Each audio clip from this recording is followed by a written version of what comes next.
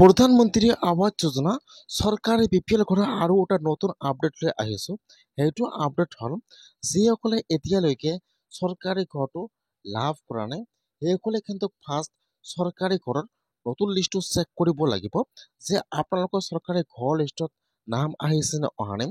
যদি আপোনালোকৰ চৰকাৰী ঘৰৰ লিষ্টত নাম আহিছে তেনেহ'লে কিন্তু আপোনালোকে চৰকাৰী ঘৰটো লাভ কৰিব বা আপোনাৰ একাউণ্টত পইচা সোমাই গৈছে।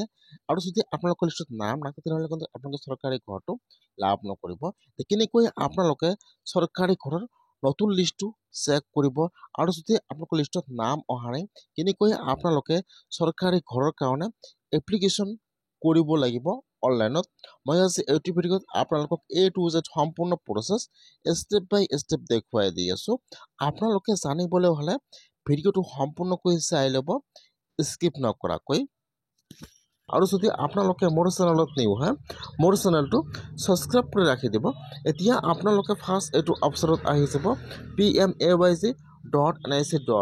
মই কিন্তু আপোনাৰ সুবিধাৰ কাৰণে অপশ্যনৰ লিংকটো মোৰ ডিছক্ৰিপশ্যনত দি দিছোঁ। আপোনালোকে ডাইৰেক্ট ক্লিক কৰি ফাৰ্ষ্ট এইটো অপশ্যনত আহি যাব। অহাৰ পিছত আপোনালোকে ইয়াত চাব দিয়া আছে আৱাস শ্বপ।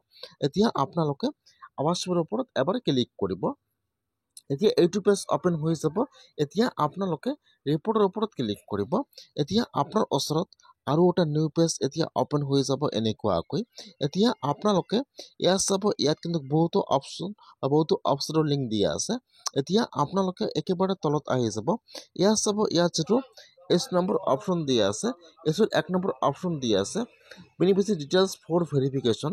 এতিয়া আপোনালোকে এছৰ 1 নম্বৰ অপশ্যনৰ ওপৰত ক্লিক কৰিব। এতিয়া আপোনাৰ ওচৰত এইটো পেজ অপেন হৈ যাব এনেকুৱাকৈ। ফাৰ্ষ্ট আহি যাব অল ষ্টেট। ক্লিক কৰি ফাৰ্ষ্ট আপোনালোকে ইয়াত আপোনাৰ ষ্টেট নাম ছিলেক্ট কৰি লৈ ল'ব আছাম। তাৰপিছত ইয়াত আপোনাৰ ডিষ্ট্ৰিক্টৰ নামটো ছিলেক্ট কৰি লৈ ল'ব। তাৰপিছত আপোনাৰ ব্লকৰ নামটো ছিলেক্ট কৰি লৈ ল'ব। তাৰপিছত ইয়াত আপোনাৰ পঞ্চায়তৰ নামটো ছিলেক্ট কৰি লৈ ল'ব। তাৰপিছত ইয়াত আহি যাব চন। এতিয়া আপোনালোকে ক্লিক কৰিব। ইয়াত সকলো চন আহি যাব। এতিয়া আপোনালোকে একেবাৰে তলত আহি যাব। ইয়াত চাব দিয়া আছে 24 and 25 and 25 and 26। বৰ্তমান কিন্তু যিসকলে চৰকাৰী ঘৰবোৰ লাভ কৰি আছে সেইসকলে কিন্তু 24-25 ঘৰবিলাক লাভ কৰি আছে। সেইকাৰণে আপোনালোকে ইয়াত 24 and 25 ছিলেক্ট কৰি লৈ ল'ব। তাৰপিছত আপোনালোকে আৰু এবাৰ ছিলেক্টত ক্লিক কৰিব। ইয়াত 1 নম্বৰত আহি যাব প্ৰধানমন্ত্ৰী আৱাস যোজনা গ্ৰামীণ আহি যাব। এই অপশ্যন ছিলেক্ট কৰি লৈ ল'ব। কিপচাৰটো বহাই দি 4 মিনিটত ক্লিক কৰিব।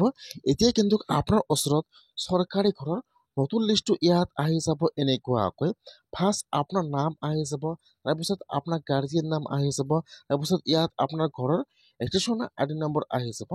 যদি আপোনালোকৰ চৰকাৰী ঘৰৰ লিষ্টত নাম থাকে তেনেহ'লে কিন্তু আপোনালোকে চৰকাৰী ঘৰটো লাভ কৰিব বা আপোনাৰ একাউণ্টত কিন্তু চৰকাৰী ঘৰৰ পইচা সোমাই গৈছে। সেইকাৰণে আপোনালোকে ফাৰ্ষ্ট লিষ্টটো চাই লওক যে আপোনালোকৰ লিষ্টত নামটো আহিছে নে অহা নাই।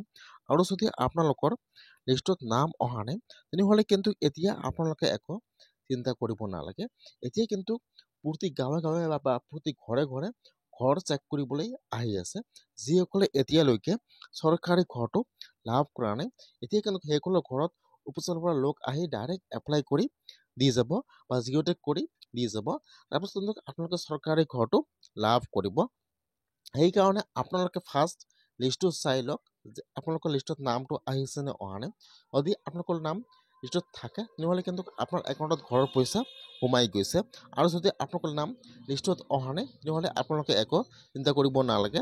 আপোনাৰ ঘৰত আহি চৰকাৰী ঘৰৰ কাৰণে অনলাইনত এপ্লিকেশ্যন কৰি দি যাব। আপোনালোকে একো চিন্তা